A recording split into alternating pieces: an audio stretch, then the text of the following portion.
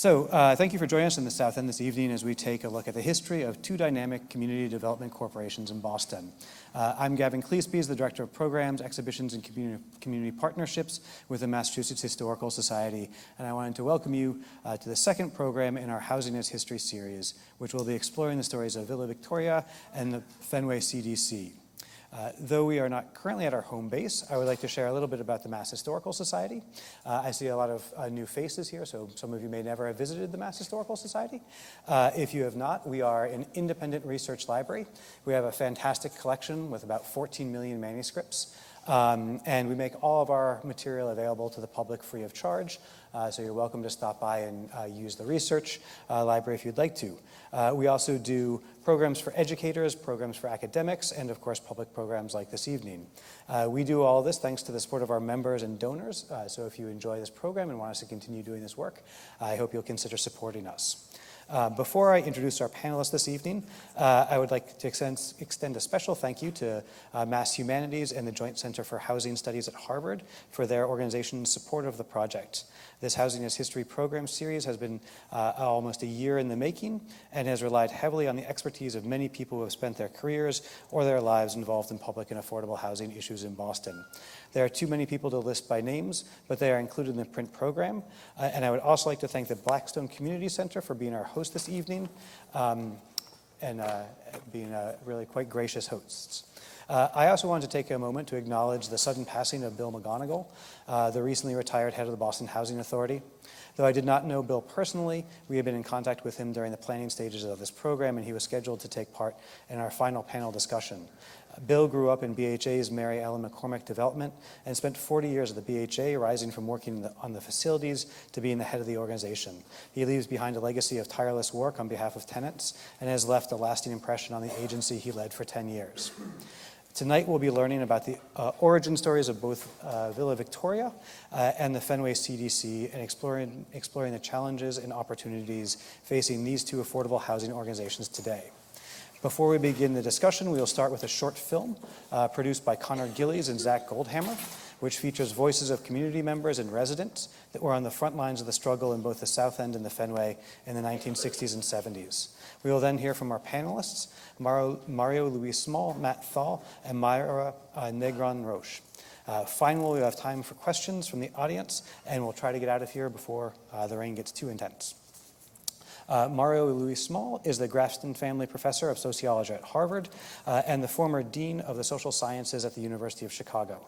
He received his doctorate from Harvard University and has published books and numerous articles on urban poverty, personal networks, and the relationships between quantitative and qualitative social science methods.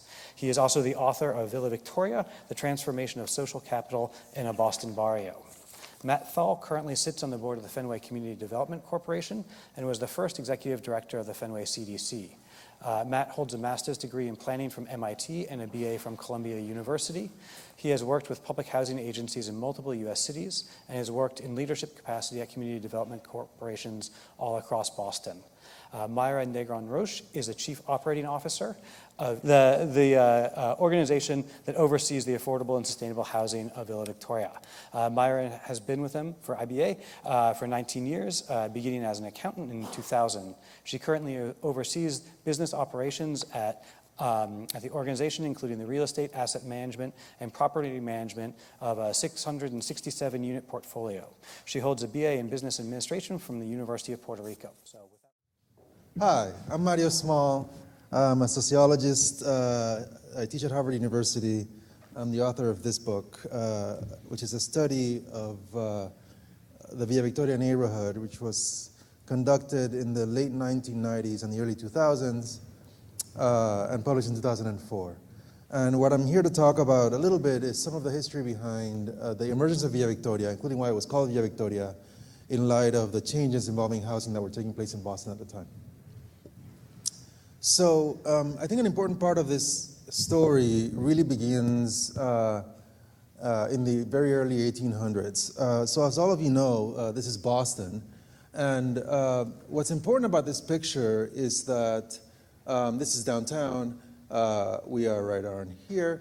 What's important about this picture is that in the early 1800s, none of this was here. this was still all part of the Charles River.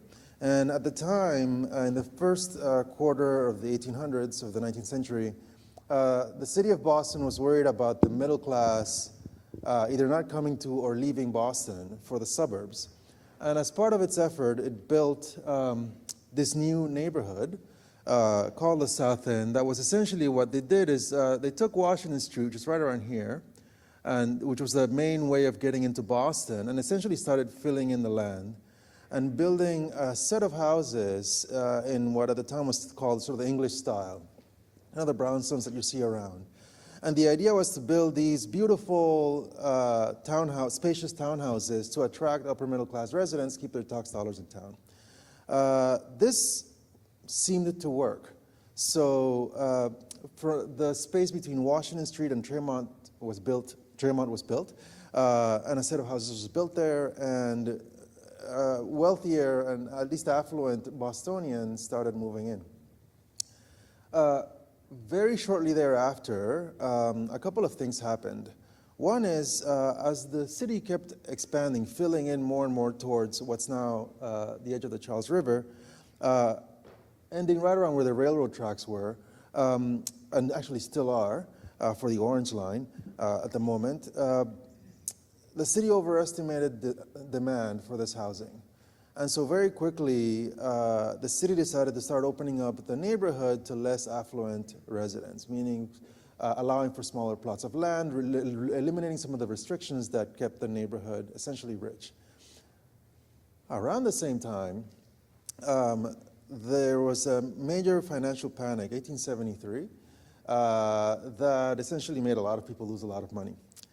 At around the same time, beginning actually around the 1860s, the city and other developers decided that this area right here, which is right near Beacon Hill, so the Back Bay, was worth developing because a lot of people could make a lot of money by attracting people who wanted to live near Boston's elite. And around the same time, the migration of first Irish, then Italian immigrants to Boston increased and was superseded by migrants from all over the world, from Eastern Europe, Eastern European Jews, West Indians, African Americans, Asians, particularly Chinese and others. So very quickly, this neighborhood that was supposed to be the highly fashionable neighborhood of the city became a low-income but ethnically very diverse neighborhood with lots of people from lots of parts of the world. An important part of this neighborhood was a community of Puerto Rican residents who had been migrating to New England for seasonal work and slowly started settling in the area. And they were originally farmers, and slowly they started working more in Boston itself, in manufacturing jobs, pipe fitting, this kind of thing. And they became part of this extremely diverse tapestry that was becoming the South End. These residents started, so this is a nice photo where this is Washington Street, the elevated train lines were still there at the time. These residents started congregating in a particular parcel of land, which is right here, parcel 19. By the 1950s, there was actually quite a sizable community of Puerto Ricans there. By the 1950s, the neighborhood also there were very few middle class and upper middle class residents. Many of the big brownstones and townhouses were cut up into multiple units, serving the larger immigrant families. There were lots of workers, male workers who came by themselves as opposed to families and so on. And essentially in the city as a whole, the South End started becoming known as a slum.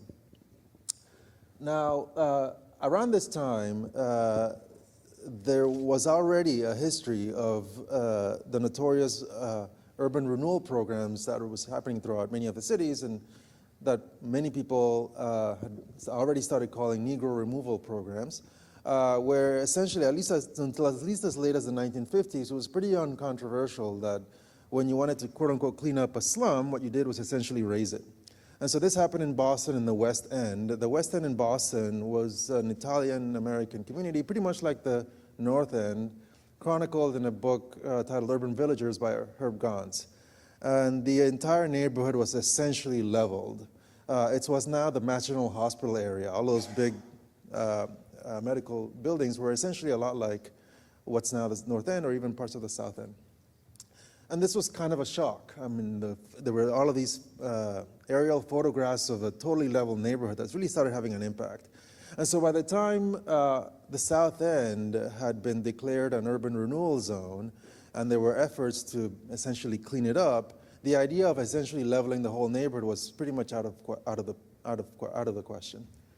But what's interesting about this story is that what happened, and you can sort of see the evidence of this. This is a satellite photo from around 1995 to 2000, around that area.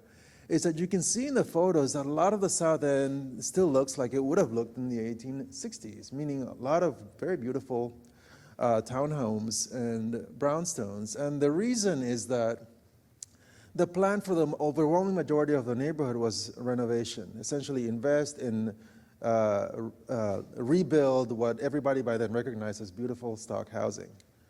However, the plan for this parcel of land right here was removal and clearance. And this parcel of land happened to be the parcel of land, this parcel of land was the parcel of land where the predominantly Puerto Rican migrants who had begun to settle in the South End lived. This was parcel 19. This is why you saw parcel 19 in the program so often. Through a whole bunch of activities that you're going to hear about after I wrap up, an organization called the Emergency Tenants Council, which essentially first began as an effort to combat essentially absentee landlords who were letting rat infestations go unanswered, where the electricity would be cut off, there'd be leaky pipes and so on, and wouldn't do anything. It was literally called the Emergency Tenants Council because that's what they were doing. They were handling emergencies on behalf of tenants against landlords who weren't getting involved. This organization, which eventually sort of became IBA, it's kind of a more complicated story than that, essentially began mobilizing residents to resist their forced removal through a whole bunch of action. But essentially with the help of both outsider, Helen Morton was an important one, but also local leaders like Pedro Montalvo, Israel Feliciano, Victor Feliciano, they essentially became an organization that drafted its own plans for renovating the neighborhoods to fight the idea of removing it. They contracted John Sherratt and literally flew him to Puerto Rico so he could see what people lived like in the towns like Aguadilla, where many of the residents had lived from. And they proposed plans for a new neighborhood that was going to fit in to the new context, but rather than be an impersonal high-rise or essentially condos for the rich, was essentially going to be a community that reflected the community and the values of the people who had been here. By the early 1970s, I believe 1972, they had won the right to do this through a very effective grassroots effort and essentially became developers of the parcel, of parcel 19. You can see these were low-rise units, so they were not like traditional housing projects, or at least as they were often understood, beginning around the 40s and 50s. But they were much brighter. They were painted in pastels and so on. It was just a natural, they stood out in the local area, but at the same time, they were designed to fit in. And I have never been able to get exact figures on how many people actually moved back in, but it was certainly the case that by the end of the 1970s, the overwhelming majority of the population that lived here, again, was Puerto Rican. They picked up many of the features John Sherratt did what he was asked to do. There's a little plaza that was very common in the Puerto Rican neighborhoods, pitch roofs instead of flat roofs, pastels instead of just brownstone. But at the same time, there were units with only 3 or 4 stories, front stoops like the surrounding area. You can see a little bit more here. It's kind of quite a beautiful neighborhood that actually won a couple of architectural awards for design at the time. As you can see here, the community itself is very small, and I just wanted to sort of highlight a couple of elements of the community that ended up lasting.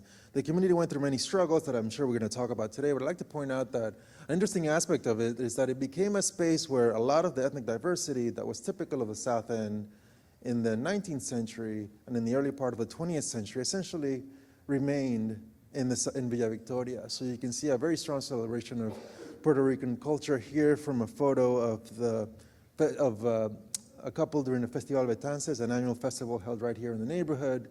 Here's more, again, a celebration of Puerto Rican arts and culture. through not just dance and music, but also murals that you can see throughout the neighborhood in which children are often involved. But also, at different varying points in its history, some strife, some difficulty. Meanwhile, the surrounding South End also changed.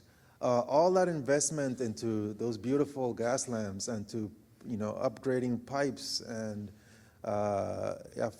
favorable loans for attracting private investment worked. And very quickly, beginning in the late 90s, the neighborhood began to become gentrified. So much so that at this point, the surrounding South End, once the slum of Boston, is in fact one of the most affluent and expensive neighborhoods in the whole country. And so this contrast between an affordable housing locally and an extremely rich surrounding area that's becoming increasingly richer and less affordable over time is, I think, part of the contrast and the horizon, part of the housing representation of an inequality that we've been seeing increase over the last 20 years, seen very, very vividly, I think, here in the South End. With that, I'll wrap up, and I'll turn it over to my next co-panelist. Thank you. Once again, I'm Matt Thall. I was the first executive director of the Fenway CDC, which is next year is going to be celebrating its 46th or 47th year.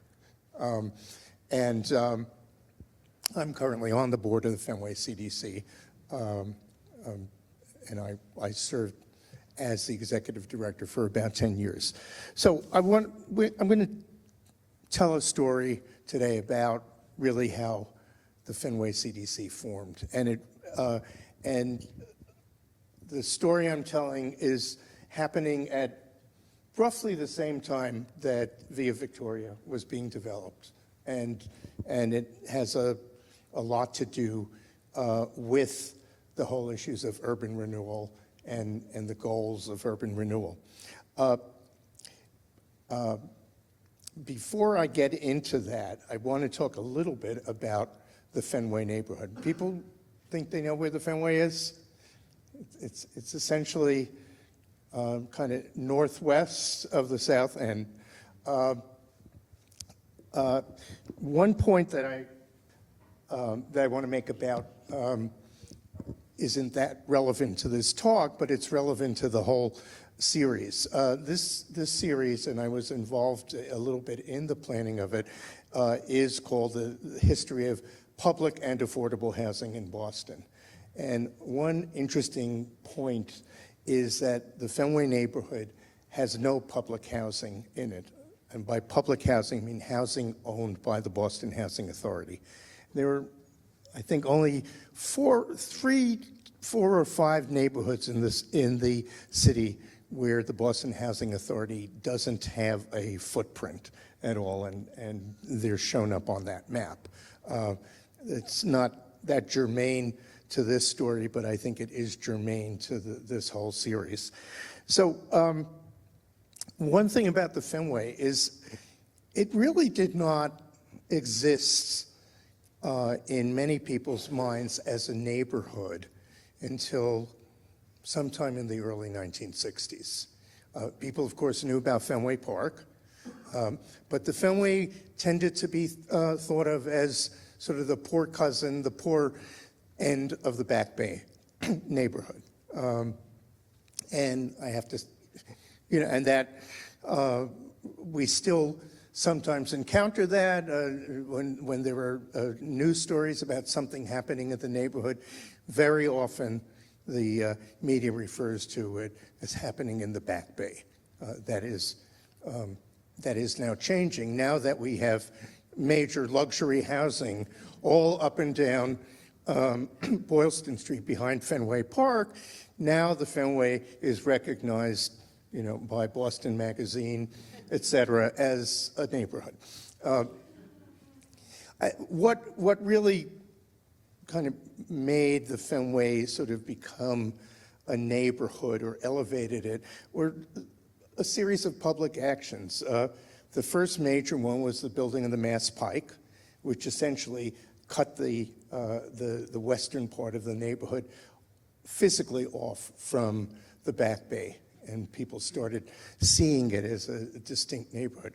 Probably the most important thing was the creation of the Fenway Urban Renewal Plan by the city, by the Boston Redevelopment Authority.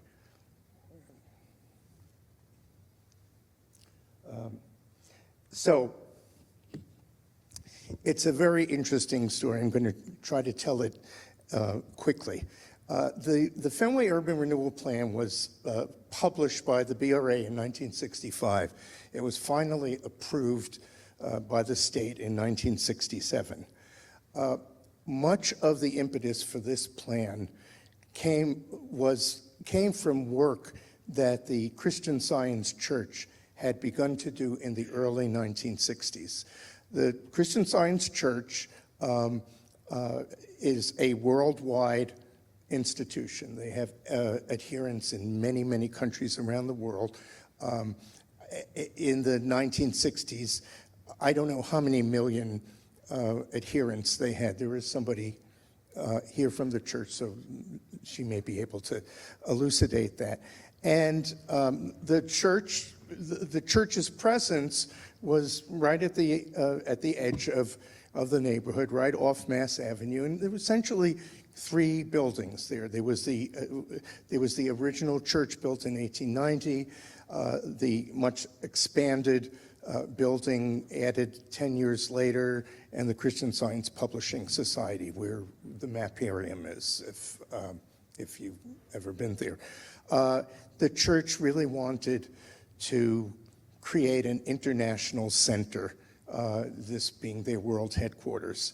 And so they really started developing a master plan for this.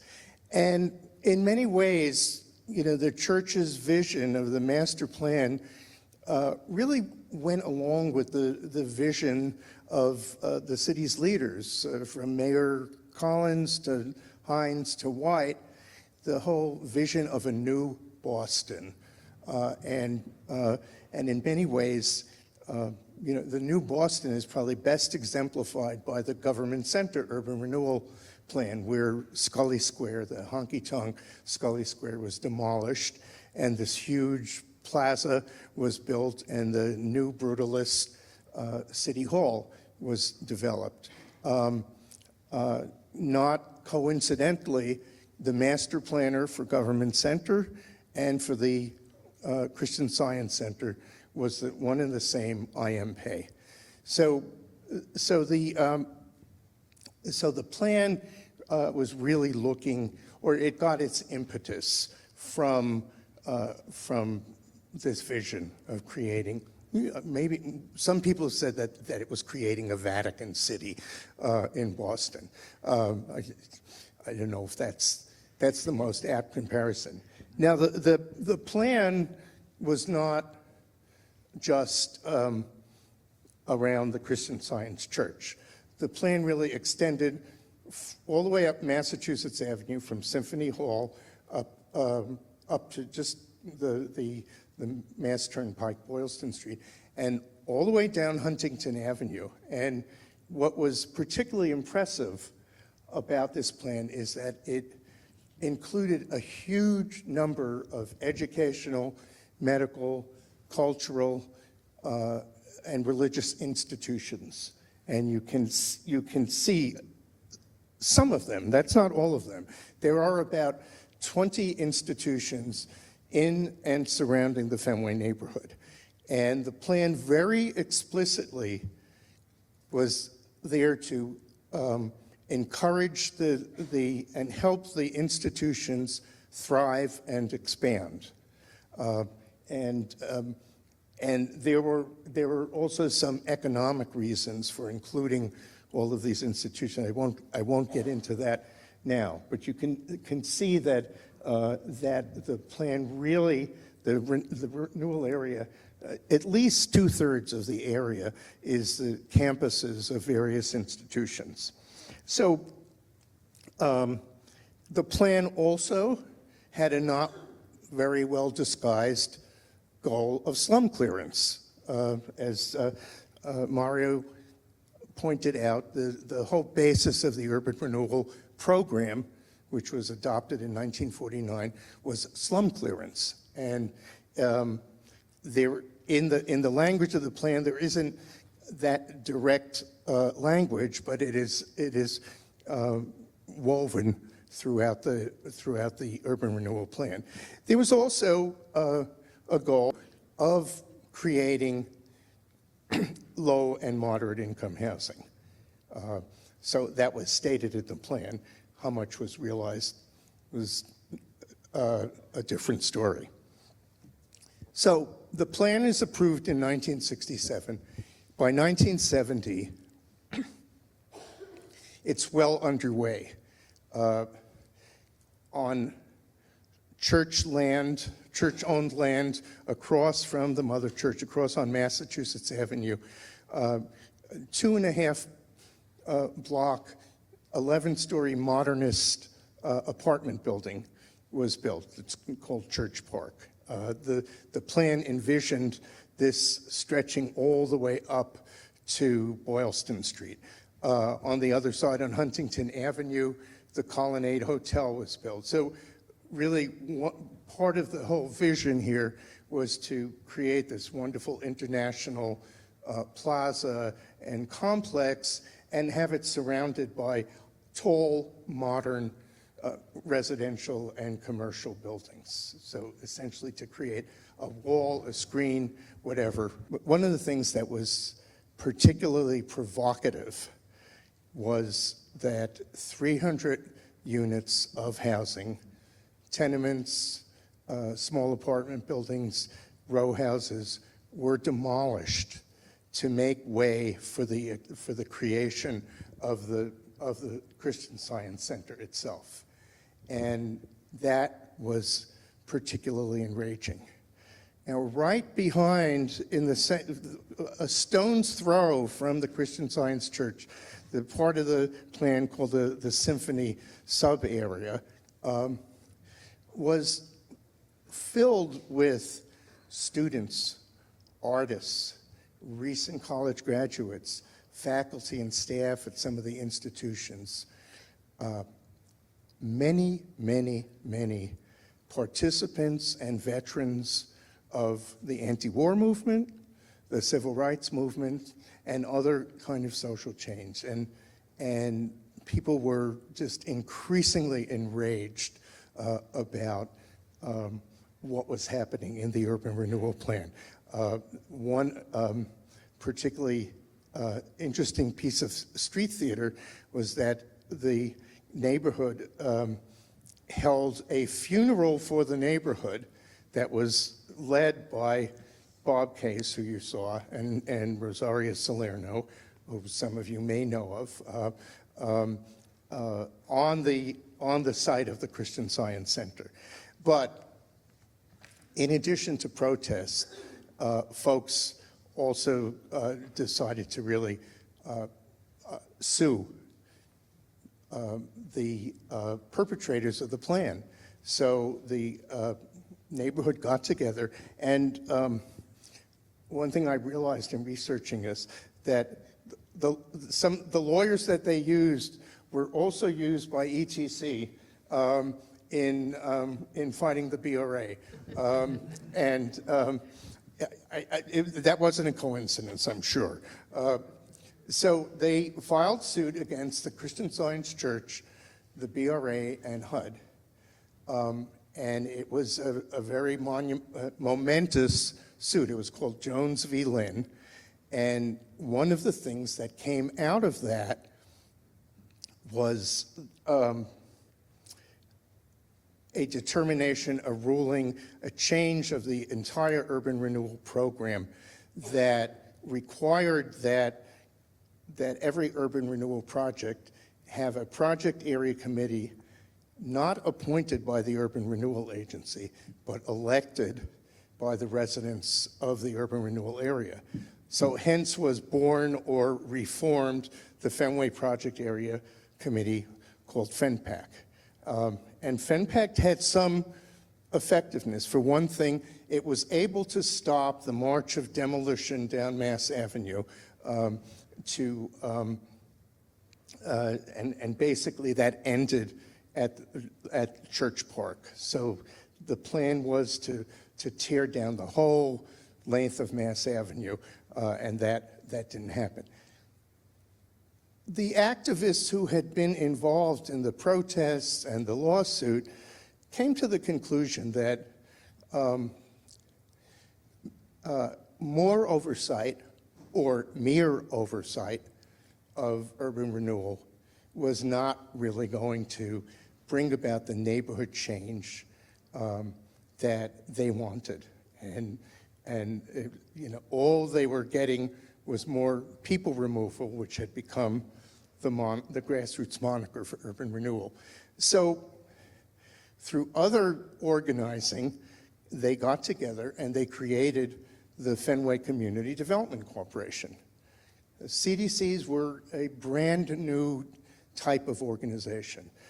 They were, and what drove them, at least in the late 60s and early 70s, the underlying ideology and motivation of CDCs was that residents of a neighborhood could do the planning, the implementation of the neighborhood change they wanted, and putting the control of that in the hands of the neighborhood and not of downtown planners, officials, and real estate developers. So the Fenway CDC was born. Now, and that was 1973. Before the CDC could really get to work on planning an agenda for changing and improving the neighborhood, a catastrophe hit the neighborhood.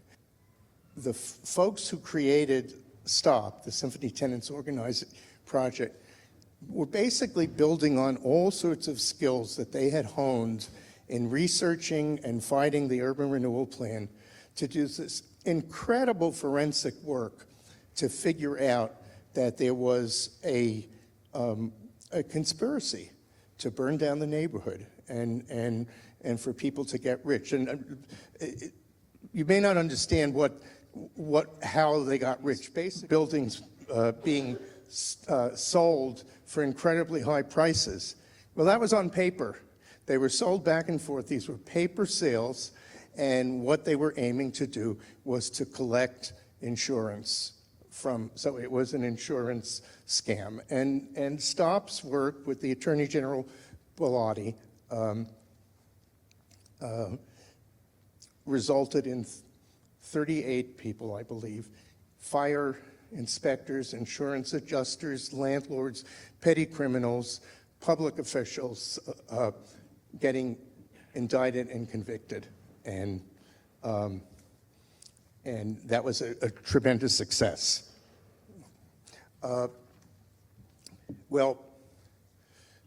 This is now 1978. The fires were over, and STOP said, well, what are we going to do to rebuild the neighborhood? So they created another committee, the Symphony Tenant Area Revitalization Task Force, START.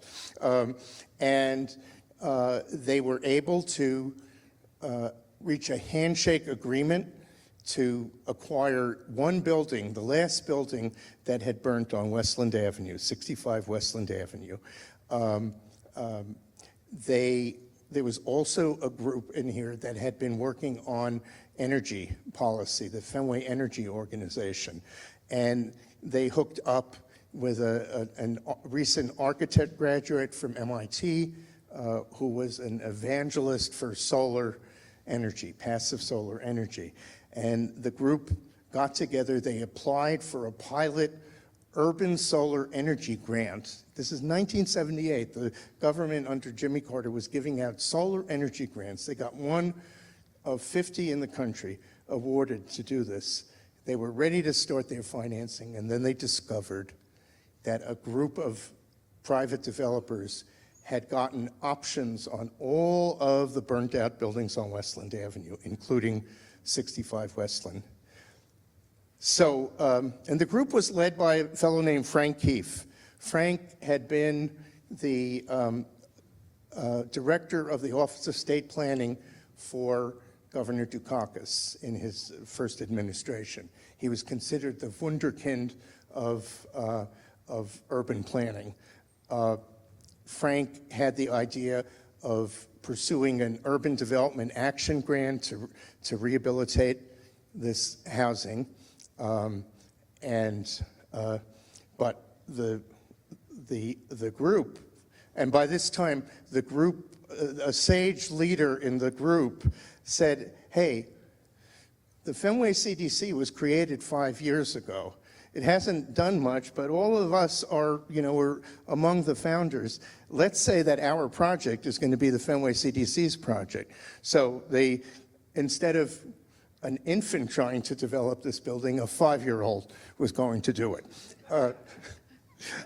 So anyway, the CDC folks tried to persuade the developers to give up their control of 65 Westland. They were not willing to do it. At this point, the BRA stepped in to try to get a marriage between the two. The BRA wanted this UDAC to happen, and they were very well aware that the same people who had who were in the CDC could well upend the UDAD, because these were the people who had sued the BRA and HUD. And so the BRA was able to negotiate a marriage between the two groups. And the CDC became part of a 97-unit rehabilitation, a mixed income project that kept the solar design. And while it wasn't sweetness and light, in 1981, the ribbon was cut, and it was a tremendous, tremendous success. There were a number of things that the CDC learned there. We won't go into that now. I just want to mention that since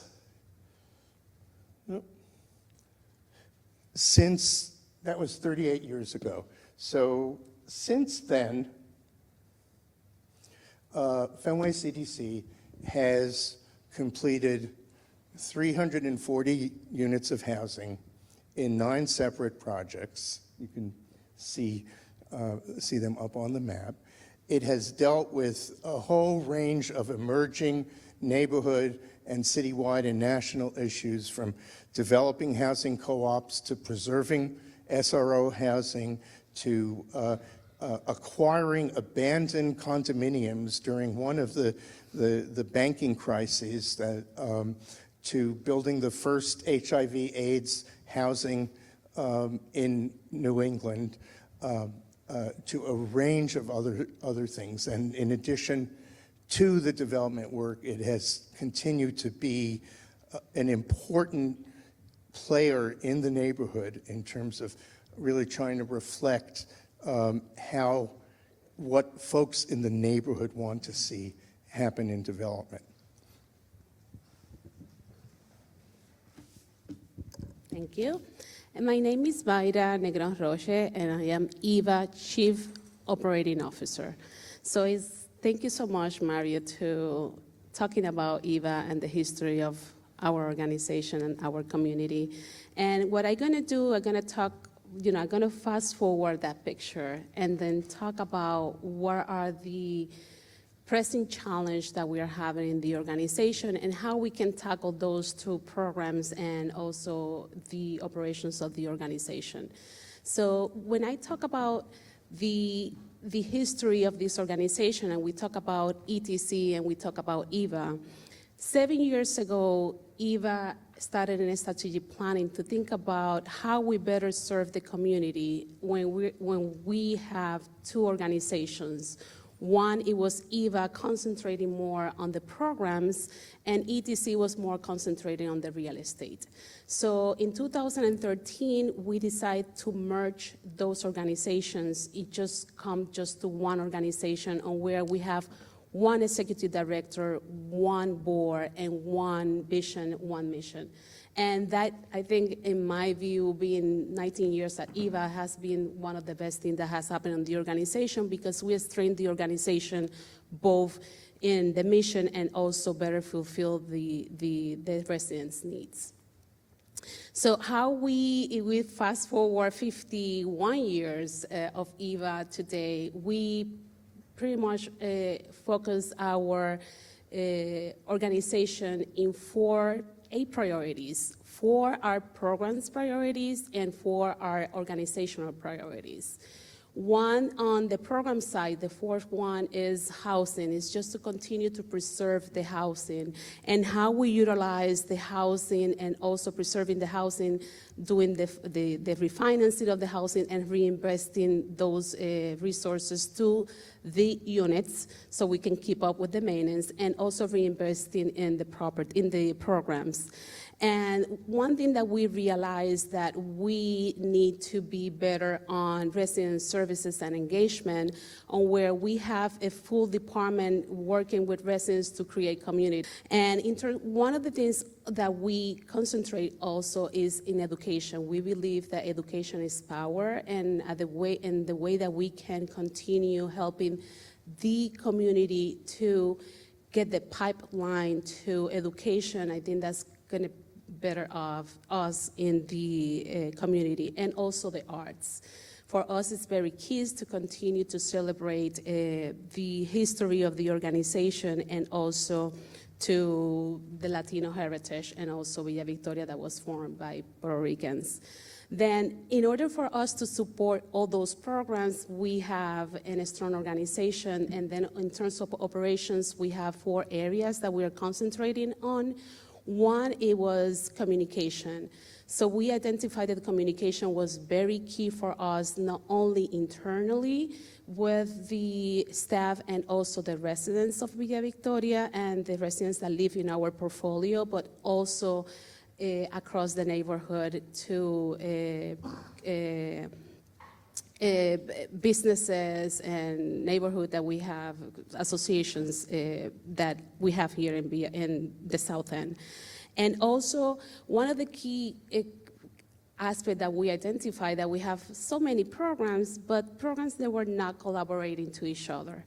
And then is we collaborate between the programs, how we can better serve the residents. So we identified that we need to create a pipeline on where all the programs that we have, and I'm going to talk about the programs that we have right now for the residents, but how we can have those programs communicate to each other. For example, is we have a family living in San Juan Street, that we see that unit as a whole, a logistic approach that we can serve mom, dad, and also the children that live in that unit. And another aspect that we wanted to, and we are concentrating on, is human resource, the HR piece, because we believe that we need to hire and retain talents in order to continue this organization to continue to be stronger. And data. So we have been working with data for the past 7 years, and the way that we use data is that we collect the data and inform decisions that we need to take in the organization based on that. So, and then how we achieve those, to continue to have Villa Victoria. Right now, we have 6 programs. One is the housing. We have 667 affordable housing units. We recently purchased from BHA West Newton Rutland Street, and we are now in the process to rehab that property.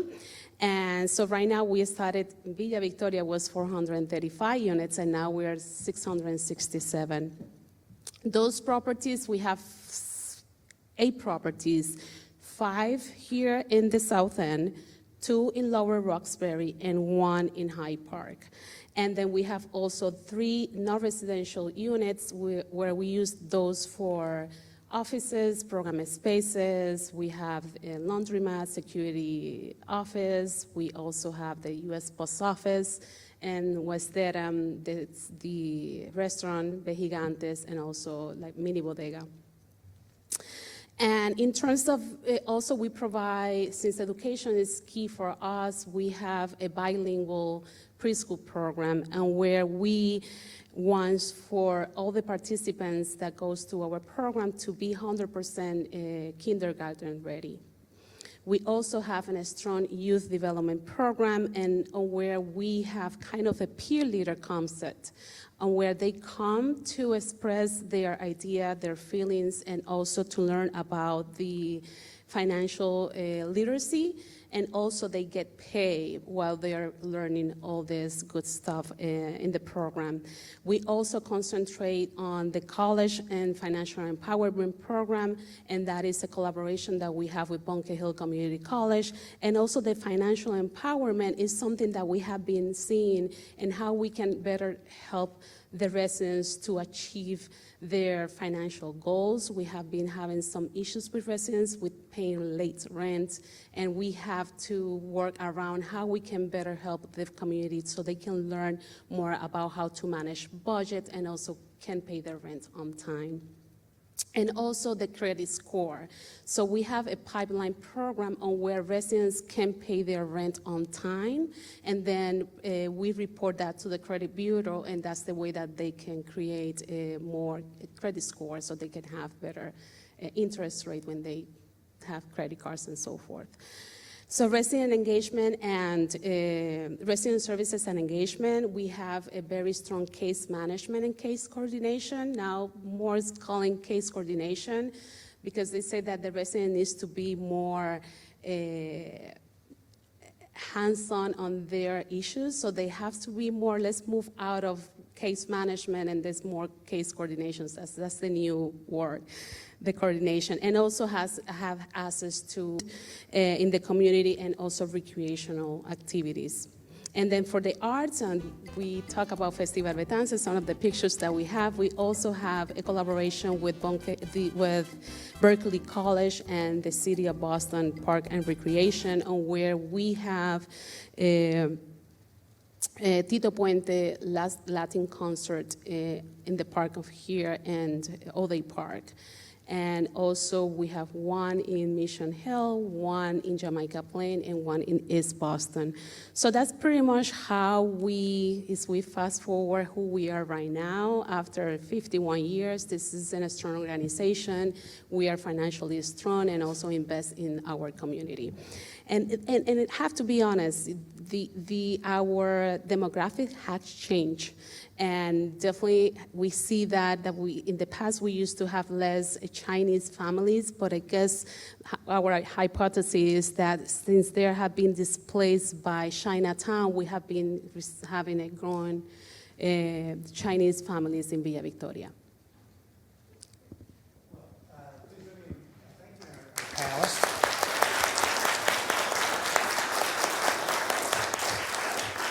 I'm sure that they're happy to answer questions from the audience. I thought maybe I would start with one question for you and then turn it over to the audience. And my question would just be that both the Fenway CDC and Villa Victoria were grassroots organizations that grew up in a neighborhood that also included a lot of affordable housing around it. But the pressure of gentrification has now radically changed what the neighborhood around these groups are. And how do you feel that these institutions interact with or fit into their communities now?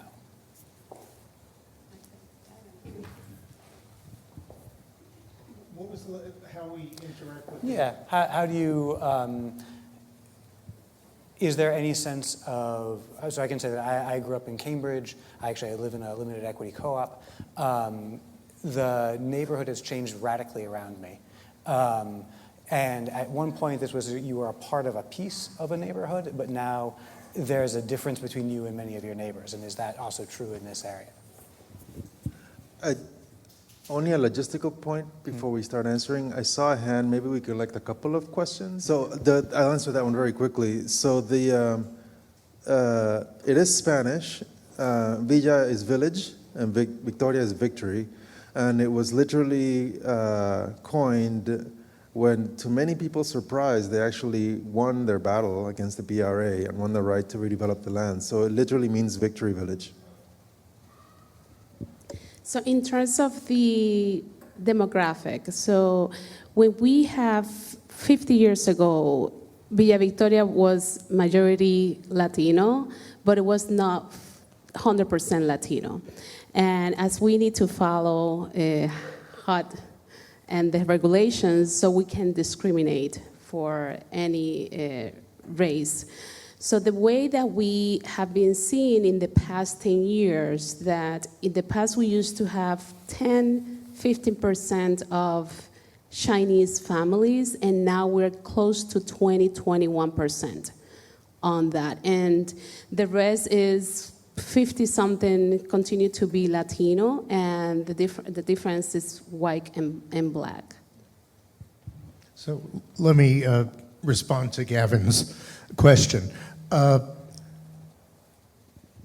Ever since that ribbon cutting in 1981, Fenway CDC has been constantly involved in pressing for more affordable housing, preserving affordable housing.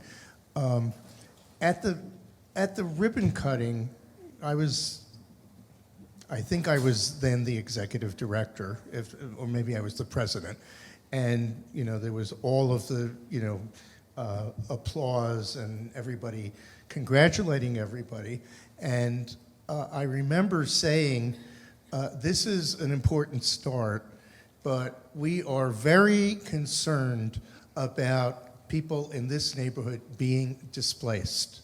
This is 1981. What had happened is on the street next to, one street over from Symphony Road, where all the fires were, the landlord who had owned that entire block converted it to condominiums. So in 1981, we were already becoming aware that there were these kinds of pressures. The other pressure that the CDC and the neighborhood have been constantly dealing with was the expansion of the institutions and the fact that there are so many colleges and universities in the neighborhood not providing dormitories, enough dormitories for their students, and as a result,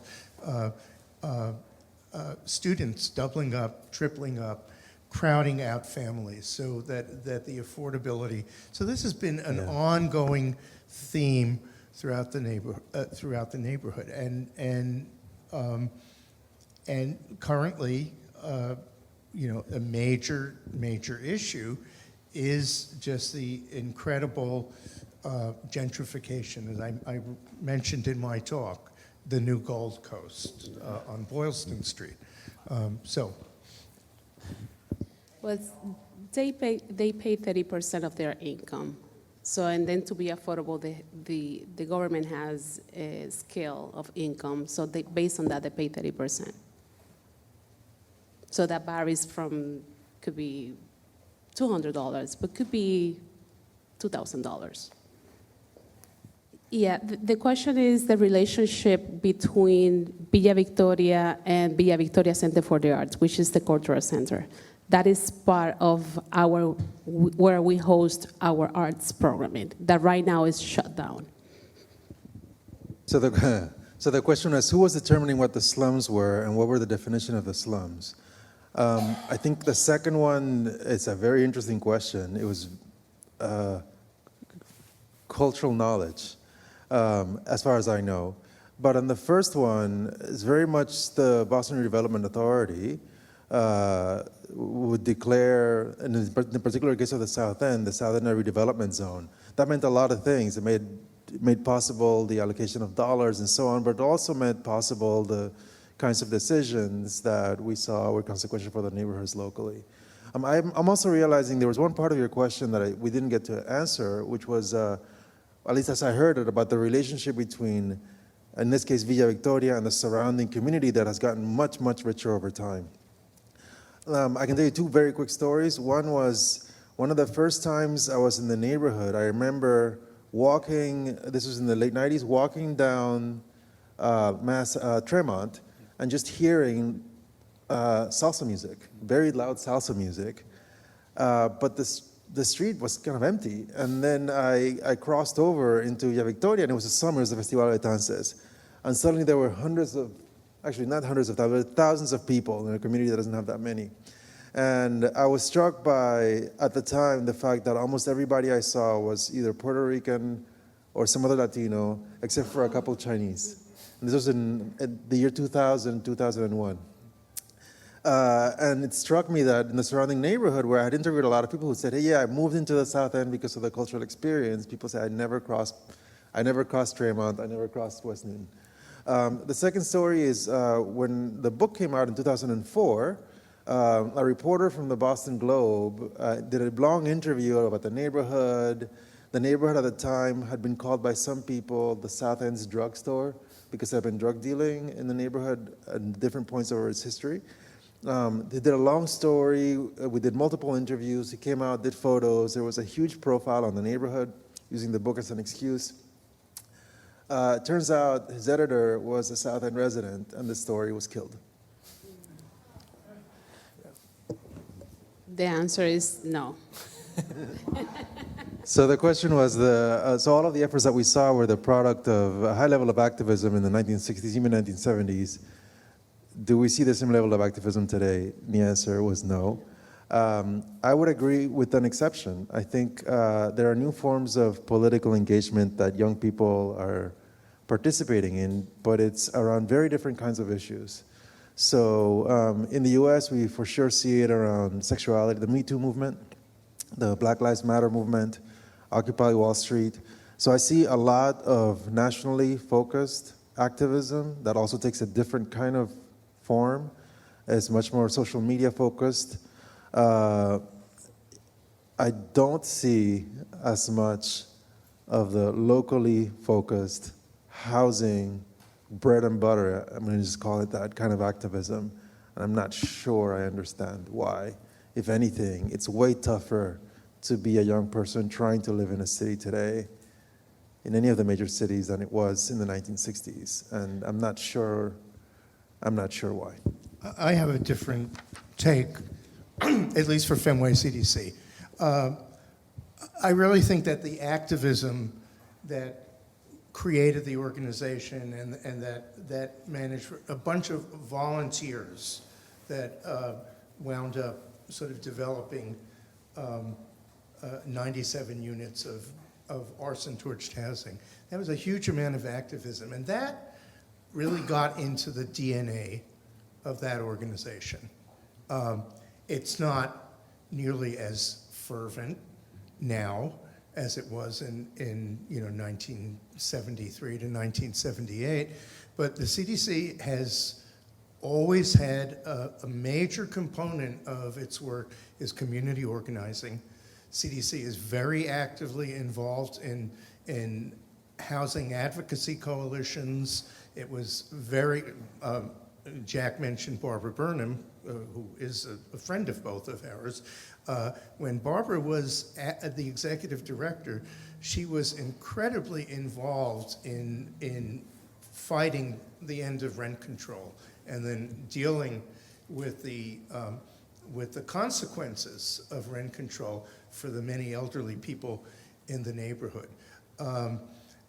There is, in any CDC, there is a built-in tension between doing real estate development and doing community organizing. And that is, that's a very, very difficult dance and tightrope to walk on. And there aren't too many CDCs that, that decide to get up on that high wire. But there are a few of them, and I think Fenway CDC is one that has, attempted not to fall off over the last 35 years. Please join me in thanking our panelists.